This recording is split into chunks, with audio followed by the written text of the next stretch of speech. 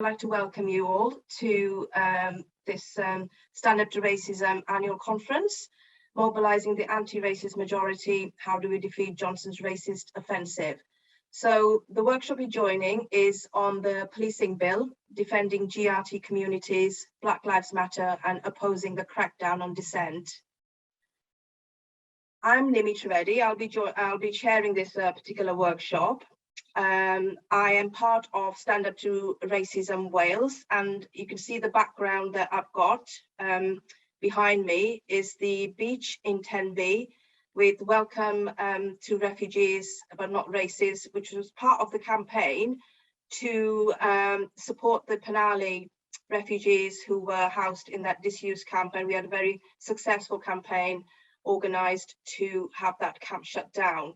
So that is my background picture, if you can see it.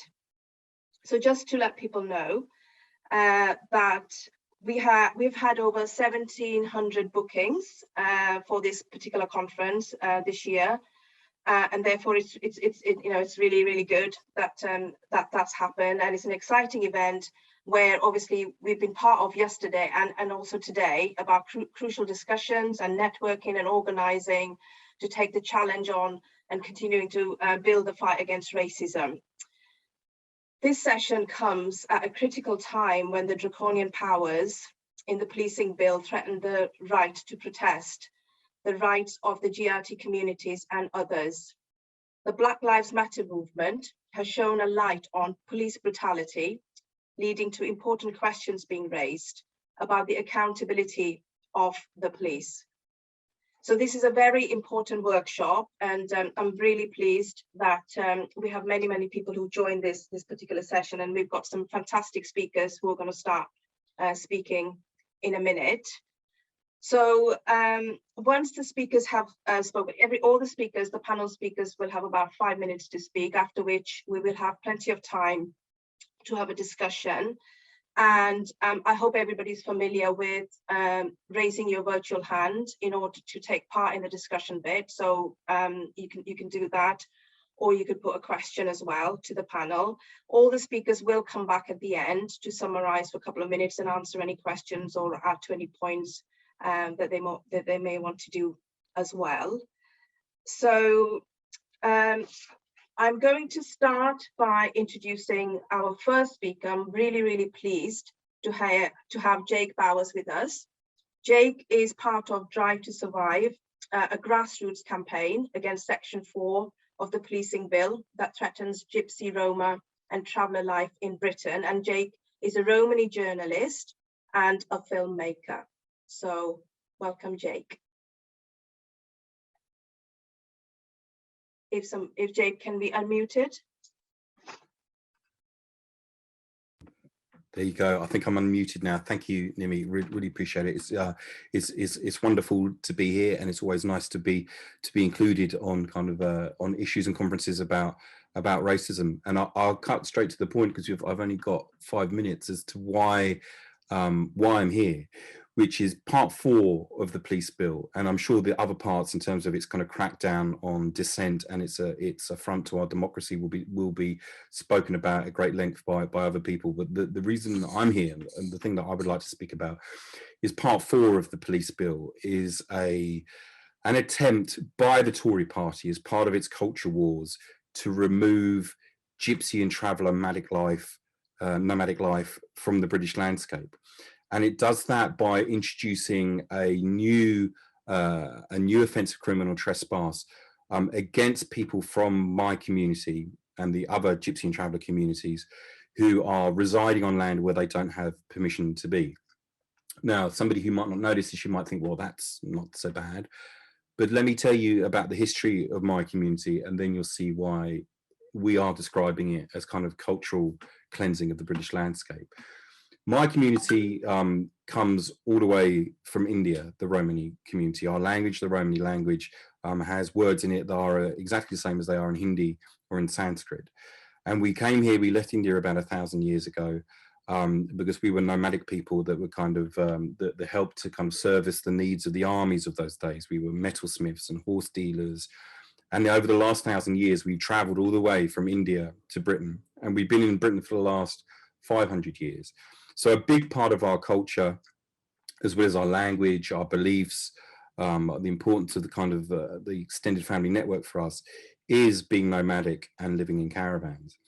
Now, what we've seen in the last 500 years that we've been here is that there has always been a hostile environment towards the Gypsy and Traveller community in these islands. This bill essentially seeks to wipe out that nomadic part of our culture. And it will do it in 3 different ways, by imposing a £2,500 fine on people who are nomadic, by removing their homes, so the kind of the seizure of caravans, and an imprisonment of anybody that tries to live this life. Now, for us, we are the kind of the canary in the coal mine of liberty. This law will affect not just obviously Gypsy and Traveller people, but anybody who, for one reason or another, is one step away from the streets. Often living in caravans or in vehicles is the step before the streets. And in a society that we live in where austerity has laid waste to kind of the support networks for people, living in vehicles is one of the last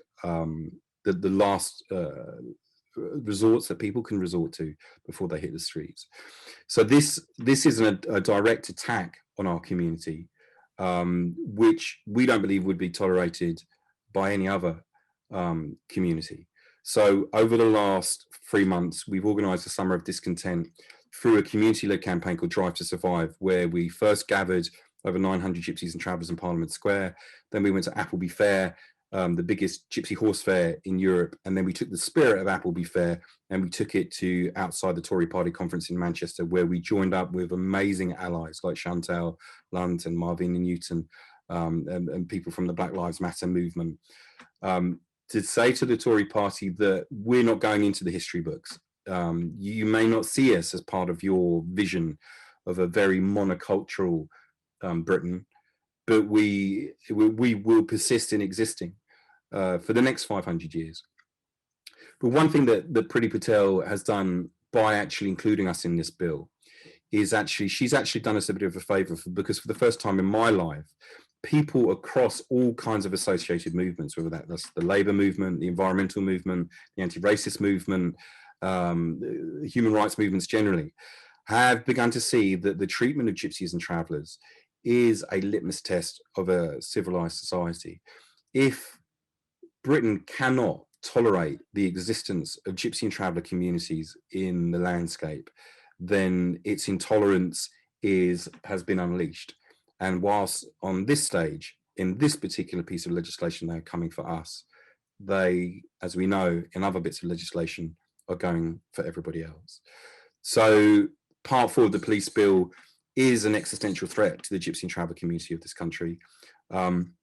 One of the things that we're doing on the 27th of October is we're trying to encourage as many people as possible to go to Dale Farm, which was a massive eviction of the Irish Traveller community about 10 years ago.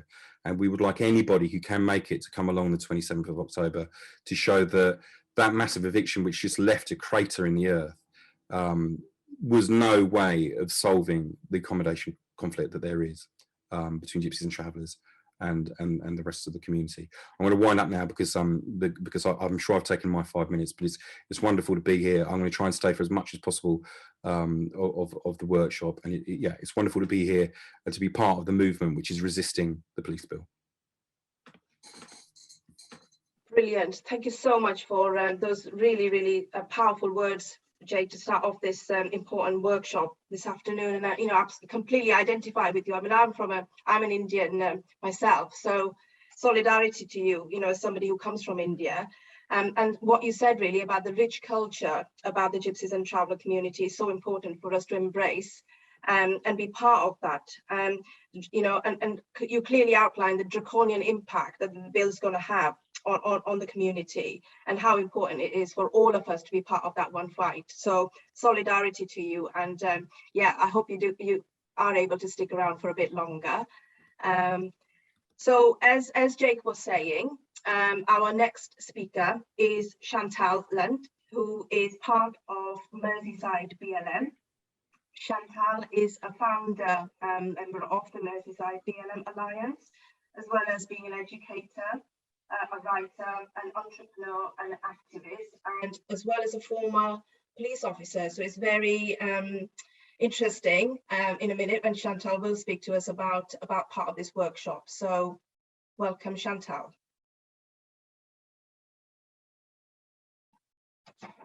Thank you. Sorry, there's always a little delay when I unmute. Thanks for inviting me to speak, guys. So yeah, the police crime court and sentencing bill, as Jake kind of touched on, we've been on the street for a while saying like this bill cannot pass, really resisting this bill.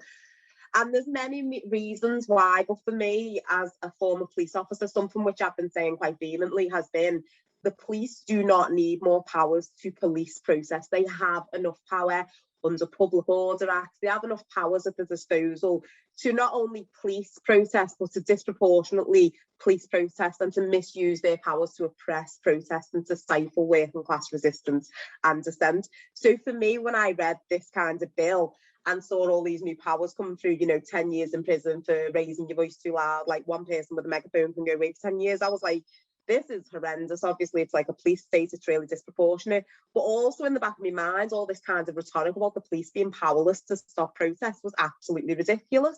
Because when I was in the police, there was something called the Ways and Means Act, which essentially means if they want to lock you up or if they want to get you off the streets, they will misuse any law at their disposal to find a way or a means of doing so.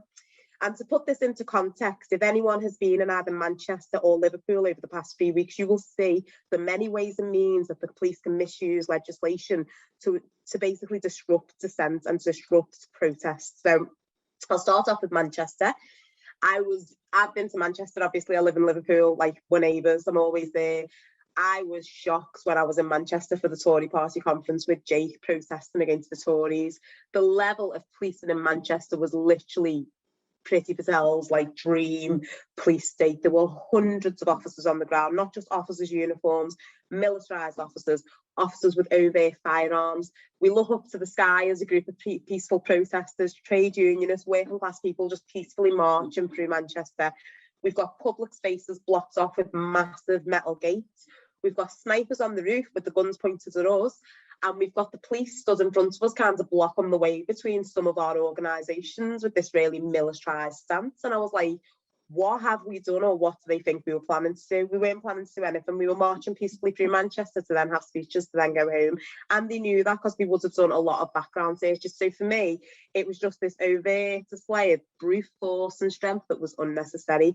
And then the next day when we wanted to protest near the Tory conference, we were kind of put into this cage area, and whenever we stepped out, there was a police officer on us. There's a funny picture circulating of me where they actually tried to lock me up for drinking alcohol in a public space, and I was pointing to my bottle like, this is a soft drink, what's the matter with you? They were just looking for any opportunity to put us into the back of an police van. So they're really stepping up the ante without any additional powers.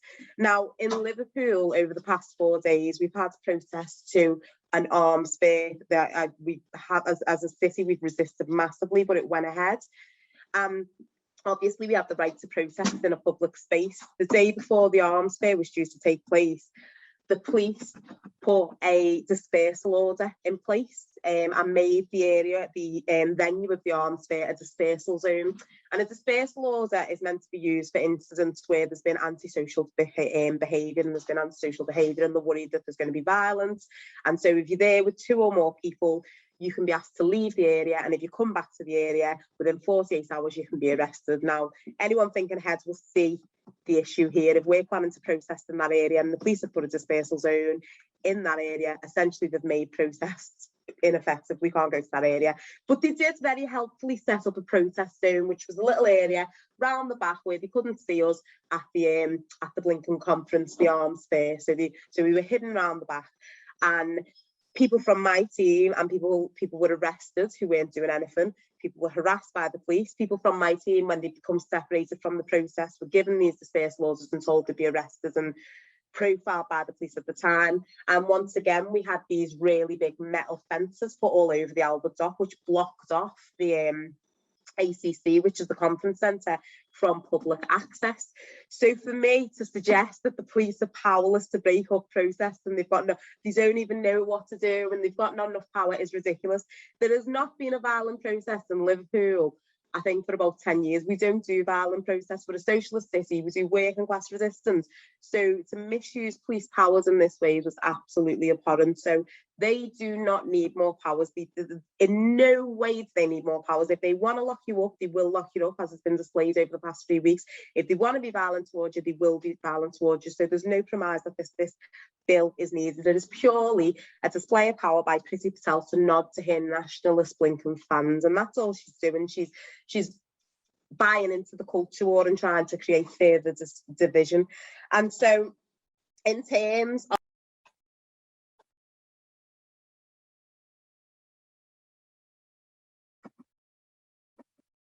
Oh, sorry. Chantelle, sorry, you've been muted for some reason. I don't know where I was up to. Sorry, carry on. Hopefully not too long. I was muted. But yeah, so this is a multi-pronged attack against Dissent. We've also brought in the Chiz Act, which is a piece of legislation which has made it easier for the police and undercover officers to infiltrate our movement. This is legislation that's massively misused. It's meant to be against terrorism, legitimate threats, but they've now changed the laws so that activism, as in someone stood on the street with a mic, is seen as a legitimate threat in the same way that someone who might, blow us up or attack someone with a knife is. So it gives the police power to infiltrate our movements and to spy on us without really needing to adhere to many laws. And if anyone wants to know what this looks like, look back to the Stephen Lawrence case.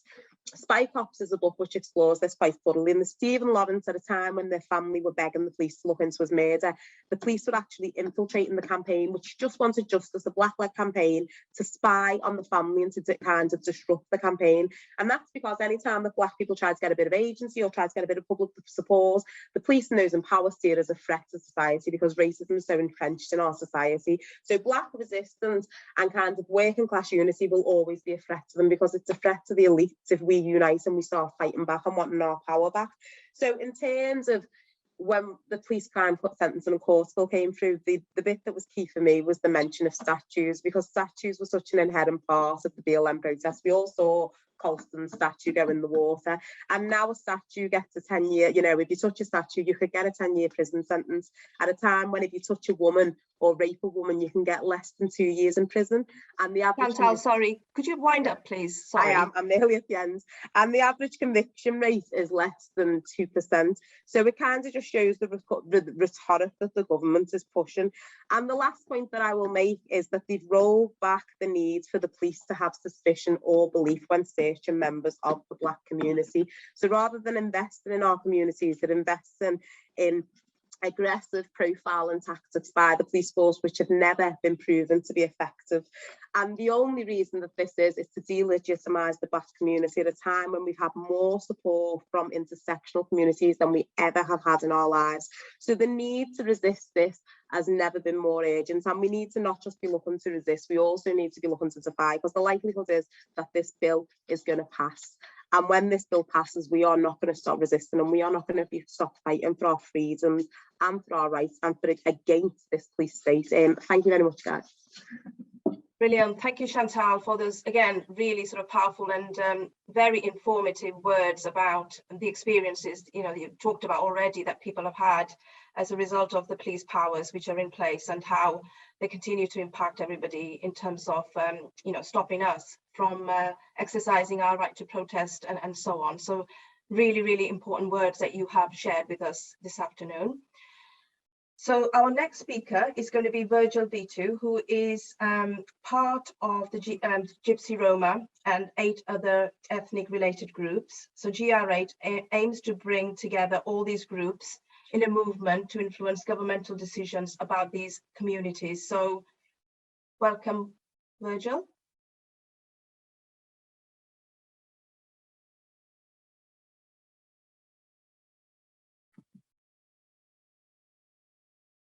If he can be unmuted.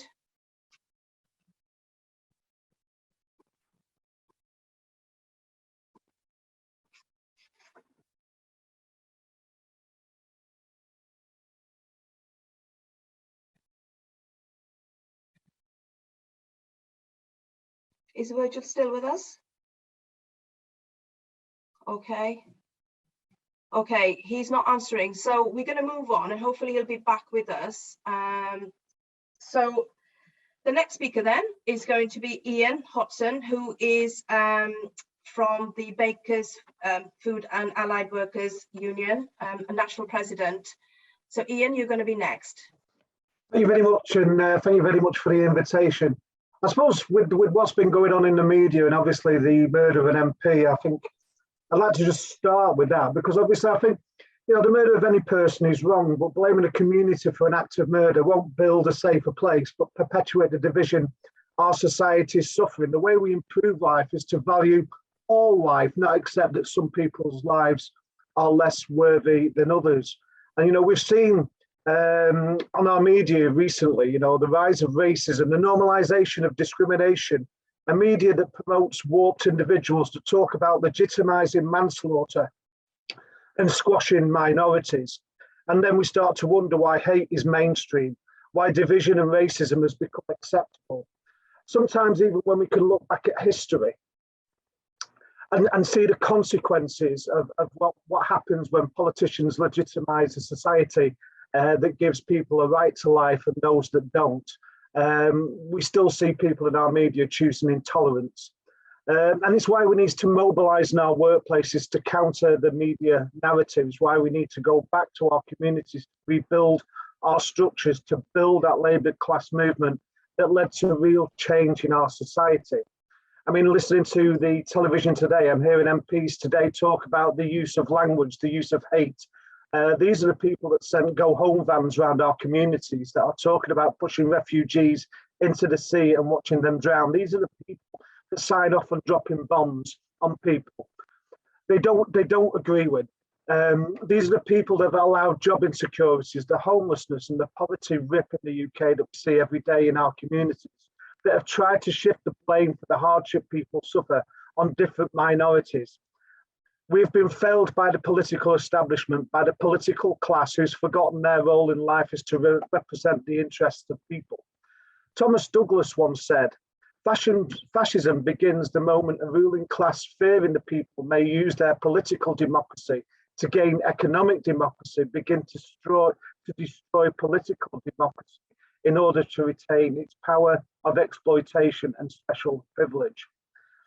And things are going to get even tougher. We see now a government loading the debt of the COVID crisis on the shoulders with that are least able to afford to do so, with the richest avoiding any costs, but yet they've gained significantly during this pandemic. It's expected that those who are least able to afford it will see their household income reduced by at least 7% to pay for this crisis, while the richest households can expect to see a growth in their income. So it's no wonder they fear the people and want to make sure they have the ability to stop us from mobilising and exposing the inequalities in our society. The right to protest is a fundamental part of our modern democracy. History shows us that protests can inspire major societal change. I mean, obviously, we are aware of Emmeline Pankhurst, who famously used protests to lead the suffragette movement, which achieved the right to vote for women. Protests allows us to oppose the government's decisions or to hold them to account. Without a right to protest, minority groups would be stripped of their voices, as we've been hearing already on this workshop.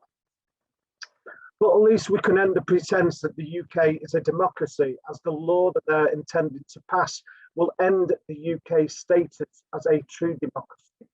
The proposed new law, as currently set out in the Police Crime and Sentencing Court Bill, would mean the end to a right for peaceful protests in the UK. Some protests might still be allowed, but citizens would no longer have an automatic right to protest.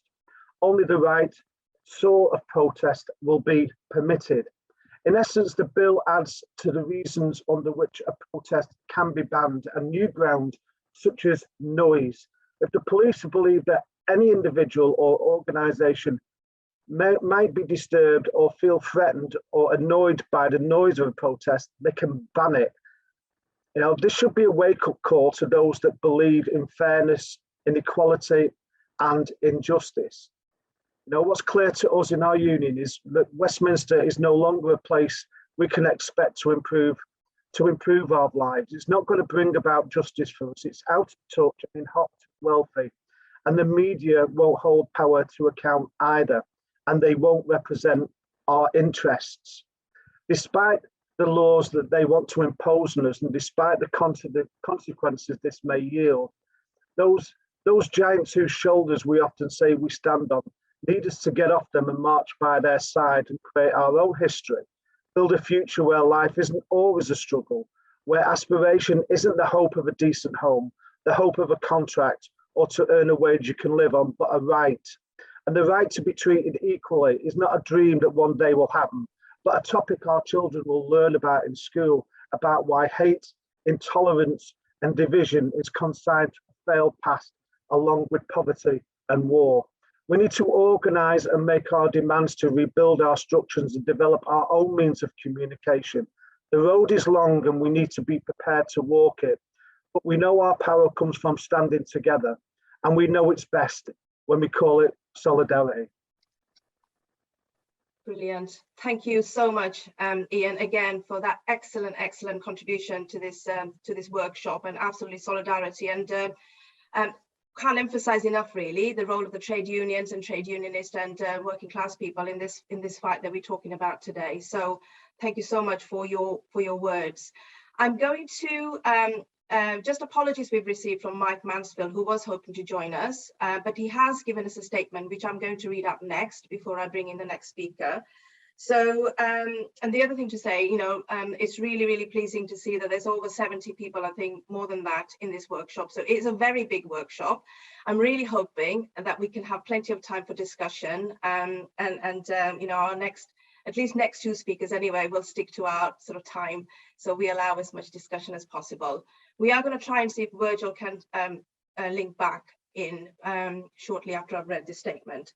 So Mike Mansfield says, firstly, apologies for not being able to make the conference, but he's committed with things. Your discussions are vitally important. I would like to focus on one issue, mindset. For the whole of my career, now well over 50 years, I have witnessed in the casework I've undertaken involving trials, inquests and inquiries, a constant unchanging police mindset prevalent among a significant number of officers. There has been and is an embedded and deep-seated racism and sexism. We do not need another inquiry or review or piece of political posturing in the wake of the Cousins atrocity to establish what has been blatantly obvious for decades. This is a distraction from a long overdue radical change in culture. When I started, it was called a canteen culture, as if somehow that made it acceptable. Bigotry disguised as boys' banter, not every officer, but certainly widespread. Everyone knew this and was supposed to turn the other cheek. Then the Lawrence family challenged it, and much to the dismay of the Met, the Macpherson inquiry concluded that racism had become institutionalized.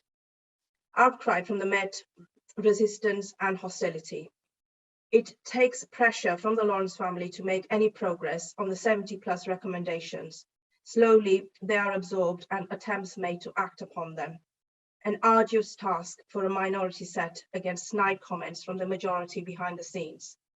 The biggest setback, however, has been the observations over the last year by the Commissioner, Cressida Dick, in which she has begun the insidious process of distancing the Met from the idea of institutional racism, almost disowning it and dismantling all the careful attention paid by those who care and replacing it with empty assertions about zero tolerance. Lest there be any doubt, the canteen has been replaced by social media, exemplified by WhatsApp groups, where explicit images and words are exchanged between police officers. Last year, she was dumbfounded by this behavior, so she cannot claim she's unaware or out of touch. In relation to Cousins, the most she can muster is that there may be some questions that need answering. But these questions about a warped mindset in relation to both racism and sexism were burning bright when she took up her appointment. Instead of this being extended for a further 2 years, she's no longer fit for purpose. Palm Sandhu, speaking with consummate authority as an ex-chief superintendent, has recommended every single officer needs to be urgently reviewed. Let's start with the Commissioner. So again, an excellent statement from Mike Mansfield. Okay. So I'm not sure whether Virgil is with us. I'm going to check that in a while and see whether we can have him with us. But whilst we're doing that, if I can call the next speaker, who's Kerry Abel. Kerry is from the Abortion Rights Campaign. She's the chair of that campaign, which is a national pro-choice campaign to defend any attacks on the 67 Abortion Act. It also campaigns to extend women's rights and access to safe, legal abortion. So welcome, Kerry. Thanks very much. Thanks very much for having me. I think the panel's really great and taking this issue from all the different angles. So I'm chair of the Abortion Rights Campaign, and we campaign in different ways for access to safe, free and legal abortion. And that's something which I see as a fundamental right for women and pregnant people. And one that we've had to protest and still protest against the attacks and rollbacks on abortion rights. For example, like in 1979, when the TUC organised a demonstration against attacks to the abortion law, it was one of the first demonstrations the TUC organised on a non-terms and conditions issue, and 80,000 people came onto the streets in solidarity. And that was as the result of people talking about the issue in their branches up and down the country. I think that demonstrations and protests are supposed to be noisy and disruptive, one of the things that the bill is trying to challenge. I think they're also meant to demonstrate, to show the number and show the strength of feeling of people who are out. And I don't think it's acceptable. For instance, in the case of the vigil for Sarah Everard, who was killed by a police officer, the reason for trying to say that they couldn't have a vigil was that people should essentially not make it a public act. I don't think it's necessary. I don't think it's what we should do to just stay at home and grieve. I think it is something that we should be collective about. And I think, I don't want to make a sort of trite point, but we can't just ask nicely. The suffragettes taught us that. And also the suffragettes, people now, like Nelson Mandela, they were demonized and criminalized at first, but now their positions are pretty much standard. And I think protest is vital for moving society on. It's the first start of making those positions normal. And I just want to give an abortion rights kind of example. The police don't use their powers equally right now, let alone, you know, needing more powers. Abortion rights has to contend with anti-choice protesters. So if they're honest, they would protest outside the Department of Health, because what they're really against is abortion in all circumstances. So they should go to where the decisions are made. They should either go to Parliament or they should go to the Department of Health where those things are carried out.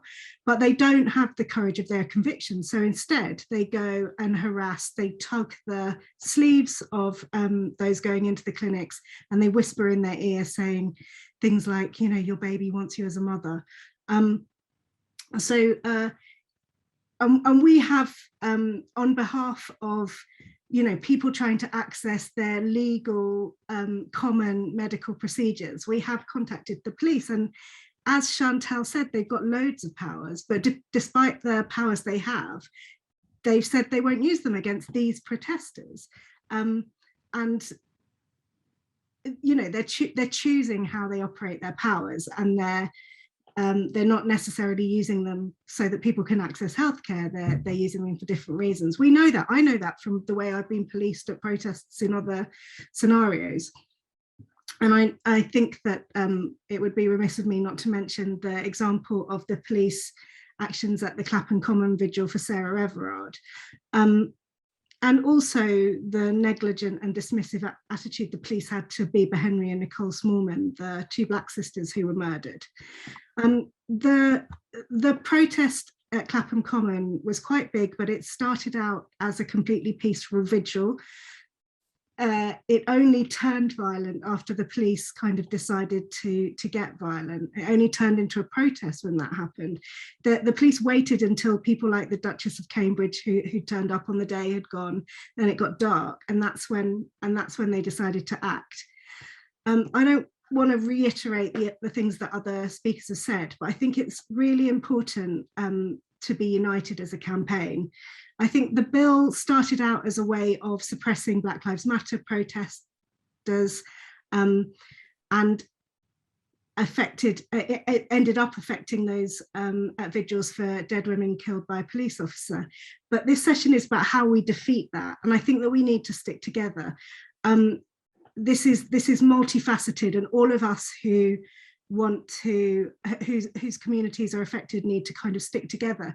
I think there have been attempts, and you could see this as a sort of strategy, that there's attempts to peel off, you know, some of the grievances so that it appeases those who are worried about, say, abortion clinic protesters, or but it leaves in the GRT communities. I think it would greatly diminish our strength if we just went down the road of thinking, oh, our issue's dealt with, so we can leave this now. I think that we all have to recognise that it's all of our struggle. So that's what we do at Abortion Rights. Please join the campaign and affiliate your student union or your trade union branch. I'll put a link in the chat. Thank you. Oh, brilliant. Thank you, Kerry. And yeah, absolutely vital again to link in the fight for abortion rights, to defend abortion rights, and right for women to have a choice over their own bodies. Absolutely vital that we are part of that campaign as well. Before I bring the next speaker in, we're going to try Virgil again, but we were also due to have a speaker from the All Black Lives UK. So if you are here, I'm really sorry to ask, but could you raise your virtual hand so we know that you are here? There are so many people here already now. So whilst hopefully Virgil is speaking, if you could identify yourself that way. Okay, so are we able to unmute Virgil because he is here with us?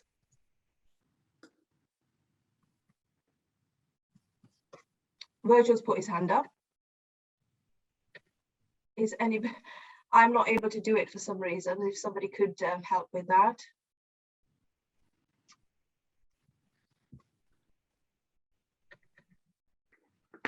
Okay, Virgil, you've been unmuted. Can you hear me?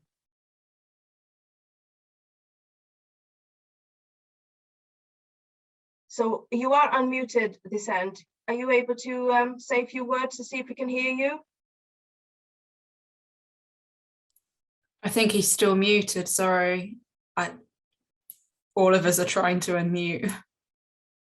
Okay. We can see you on our screen as in your name, and I can sort of see you trying to speak, but we can't hear you. Okay, Virgil's saying it doesn't unmute, so I'm not sure what the problem is.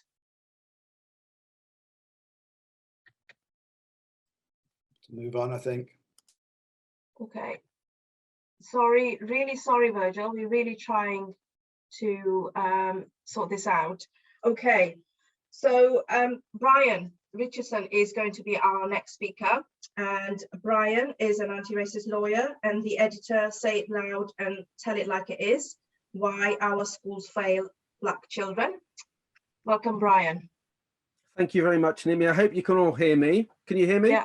Yeah. Great. Okay. Well, good afternoon, comrades and friends. I hope you're all safe and well. I don't want to speak for too long because I'm mindful of the fact that this is a workshop and therefore there should be an opportunity for everyone to participate rather than you all just simply listening to a series of speeches, however good, from a panel of so-called top table contributors. But let me begin by following up what Jake said in the first contribution that you heard, because opposition to all forms of racism has always been a proud and central feature of the work of Stand Up to Racism, and for good reason. Some of you will, I'm sure, be familiar with the very poignant poem by Pastor Niemoller, where he begins by saying that first they came for the Jews, but I didn't speak out because I'm not a Jew. And the poem culminates with him saying that when his enemies finally came for him, there was no one left to speak out for him. So when we apply the principle in that poignant poem to current times, we often and quite rightly talk about specific forms of racism, such as Islamophobia, anti-Semitism, and we talk about the oppression experienced by those of us from Black, Asian and minority ethnic backgrounds. I know that itself is a contested term these days. But we should make sure that we do not forget the oppression experienced by Gypsy, Roma people. Many years ago now, I was working, and Nimi mentioned the book that I edited, Tell It Like It Is, which looks at the experience of children in schooling. And I worked on a project that was specifically focused on the exclusion experienced by Black, Caribbean and African children. When we did the research, we found out that whilst the evidence regarding those particular groups was and remains absolutely damning in terms of exclusion and underachievement, then what we discovered was that the most excluded and the most supposedly underachieving children were those with statements of educational, special educational needs, and those from Gypsy, Traveller and Roma backgrounds. And what was true then, over 20 years ago, is still the case today. Since then, I've become a practicing lawyer. In fact, I have the great privilege of sharing chambers with Michael Mansfield, whose statement you heard earlier. And I remember one of the very first cases that I was involved with, I was being prosecuted not by the Crown Prosecution Service, which carries out most prosecutions, but by a local authority. In fact, it was Kent, the so-called Garden of England. And what they were so angry about was the fact that my client, a member of the Gypsy community, had had the temerity to build a house on a piece of land that he had bought without obtaining the necessary planning permission. And that was well over a decade ago. And I've continued in the years since then to see Gypsy, Roma and Traveller communities demonized and excluded. And as Jake indicated in his contribution, it is clearly the case that there is an attempt to entrench this exclusion and marginalization in the proposed police bill. And Jake has spoken very eloquently about that, and hopefully others will during the course of this session. Now, a lot of parliamentary legislation is incredibly badly drafted. What often happens is that opportunist politicians just try and throw everything into one particular piece of legislation. And this bill that we're talking about in this session is one of those badly drafted pieces of legislation, over 300 pages. And what they often try to do is throw in some kind of populist proposals to make people think this is a great piece of law. So, for example, one of its provisions is to impose whole life sentences for child murderers and to introduce life sentences for so-called killer drivers. And what they attempt to do really with provisions like that is offer red meat to the hang and flog 'em brigade and to argue with people who would oppose other aspects of the bill. How can you possibly oppose this when what you would be doing is opposing legislation that is introducing these incredibly important provisions? But as others have quite rightly said, this is an extraordinarily dangerous and undemocratic bill. And let me be a little bit more specific. Ian and others have talked about some of the particular provisions. These, in terms of protests, this particular legislation would be the first significant change in terms of policing protests since the 1986 Public Order Act. And that itself was a piece of law that was deliberately introduced in the aftermath of the Great Miners' Strike of 1984-85, a strike which was described by the then Prime Minister, Margaret Thatcher, the miners as the enemy within. It was a sorry, Brian, 5 minutes are gone. Yeah. Sorry to interrupt. Just try and wind up if you can. Sorry. Okay. Let me just make a couple of what I think are really important points. And following on from what Chantelle and Kerry said, this legislation is a direct consequence of the two great upsurges we saw in 2019 and 2020. Extinction Rebellion in 2019, Black Lives Matter in 2020. Don't take my word for it. Cressida Dick, the Metropolitan Police Commissioner, specifically, and it's mentioned in the the papers that accompany the bill, specifically in the wake of Extinction Rebellion, lobbied the government for an increase in police powers to police protests because of Extinction Rebellion.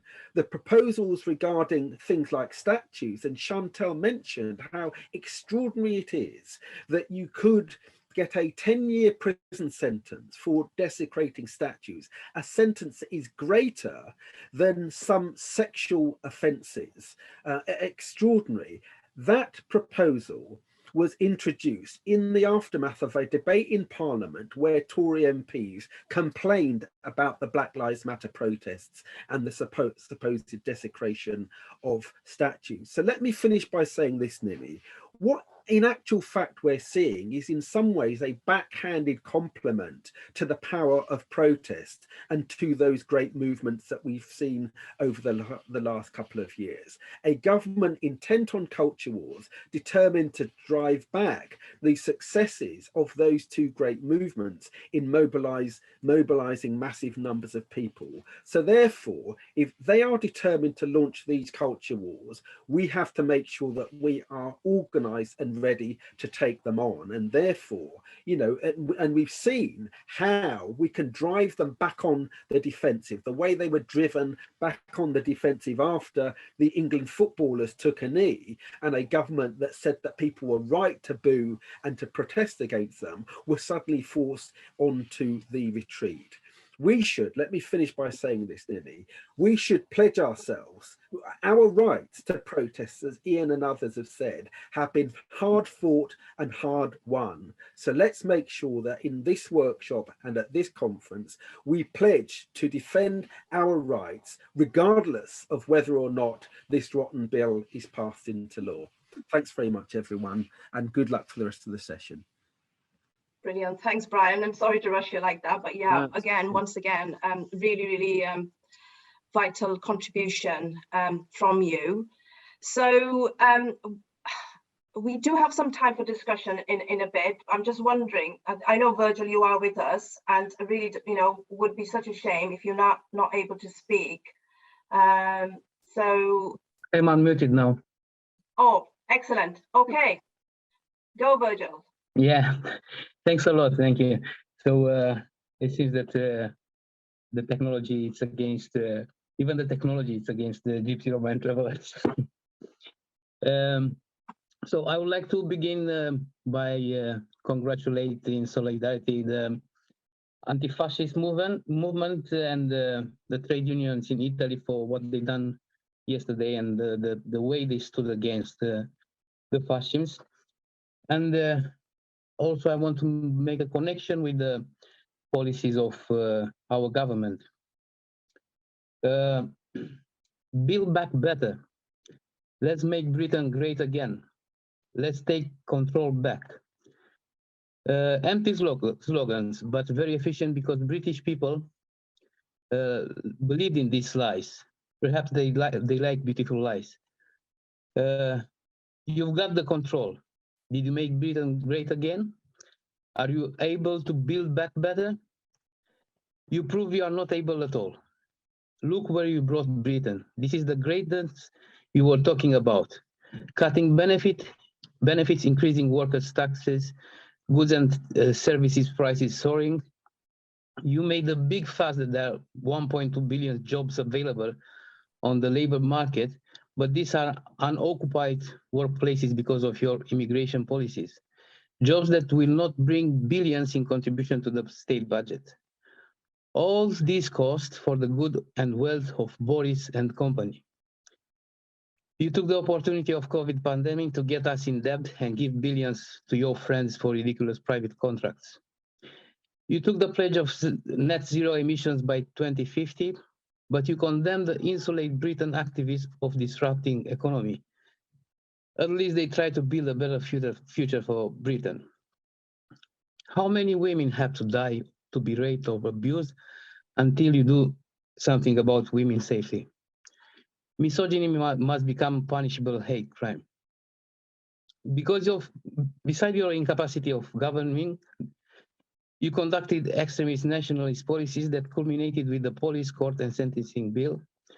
a legislative proposal that takes away people's liberties and give powers to the authorities to abuse the most vulnerable groups. You took the opportunity to sneak some fascist political measures in a bill that Britain needs. In the case of Section 4, of which provision criminalizes the traveling way of living, the bill provisions give powers to authorities to fine up to 2,500 pounds, arrest, and seize of goods. As a secondary effect of these measures is that in case of parents' arrest, the children would be taken into the custody of child protection services. All this in case of not providing in any other camping alternatives. These obvious anti-gypsy policies will limit even more the access of GRT population to the public policies, will widen even more the gap between GRT and mainstream population. These are the social inclusion measures proposed by the conservative government. If you get the inspiration from Nazi regime, perhaps you should look for territories to deport us and start to build gas chambers. We are used in the last 7 decades to be the most ignored people by any regime and government, but we prefer your ignorance than your special attentions. Boris and company, hands off our homes, hands off our families. Thank you very much. Thank you very much, Virgil. I'm so pleased that you were able to get in and speak and make that really, really important contribution. And we all agree with you. Yeah, hands off, Boris. I'm going to bring the speakers who are still with us to come back, as I said, just to sort of a minute or so, if anything they want to add. So I'm going to start with calling Virgil in first. Okay, Virgil. Yes, thank you. So what I wanted to emphasize, you know, I don't know any modern democratic society who put in place a legislation who would discriminate an ethnic group. It's possible with Gypsy, Roma, and travelers, because the problem, what we have, and not we as a group, but the entire society, is that we miss representation. We are not represented in the decision-making process. For example, the politicians and societies prefer to deal with us as a social problem. They say, for example, about the traveling communities, antisocial behavior, and no adaptability for social inclusion, and this kind of stuff. But they don't take proper measure to try to integrate, try to equalize the opportunities. What the Tory government is proposing now, just try to exterminate these groups, which we consider it as a social problem. They don't try to find solutions to solve the problem. They just try to eliminate the problem. This happened with us since ages. It began with slavery. So local regimes thought that they have a problem, how we solve it? We enslave them. It was very easy for them, but unfortunately we are the victim. Then after 500 years of slavery, by the way, we are the group with the longest length of slavery in the world. Then came the Nazi regime. They tried to exterminate. Then came in some countries, the communist regimes, they try to assimilate us, and they bring Okay, sorry, Virgil, we're running out of time. Really sorry to cut you off like that in the mid-sentence. So I think you might have been cut off in the mid-sentence. Really sorry, but thank you so much for being part of this panel and being able to join this workshop. I should have said really that in terms of the speakers, you know, so I'm going to call Ian next if Ian is still with us for a minute or so, followed by Kerry, and then Brian will be the last one to sort of finish the workshop. So Ian. Yeah, I mean, obviously, really enjoyed the speakers, and I think what's been underpinned by the people who contributed after the platform is finished has been very key. I think, you know, the way we tackle the Tories and politicians in general is by our solidarity. That to me is, and you know, is my understanding of how we've always won. So obviously, I'm not going to take up too much time. I just have to. You know, thank the Stand Up to Racism for the work that they're doing. Thank all of the speakers for the contributions, but more importantly, the people who have contributed at the end and recognise the key to our survival is solidarity. So solidarity to all. Great, thank you, Ian. Okay, Kerry.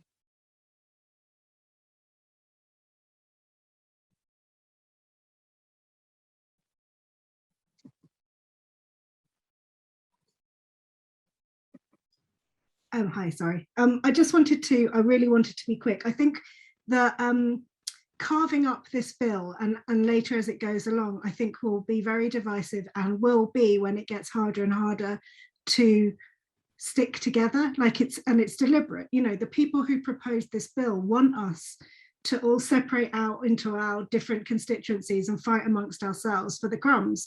And so I think that we need to be very clear that that is what's happening. It's not that one group is being, you know, like this sort of thing, like what about this group or what about this group? I think we all have to recognize that we've got there's the same problem for all of us.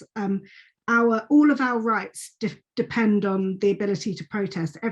Almost everything we've got, somebody had to protest for.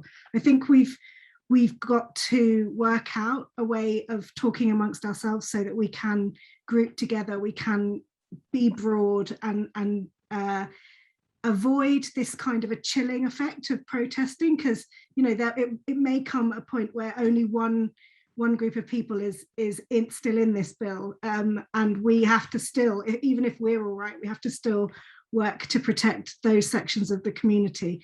I think we probably know who has to protest harder sometimes, but you know, like all of us need to be on board here. That's all I wanted to say. Thanks. Thank you, Kerry. Thank you. And as you said already, just like to thank all the panel speakers for this fantastic workshop, and obviously everybody who's contributed. So I'm going to ask Brian to close this workshop. If Brian could be unmuted.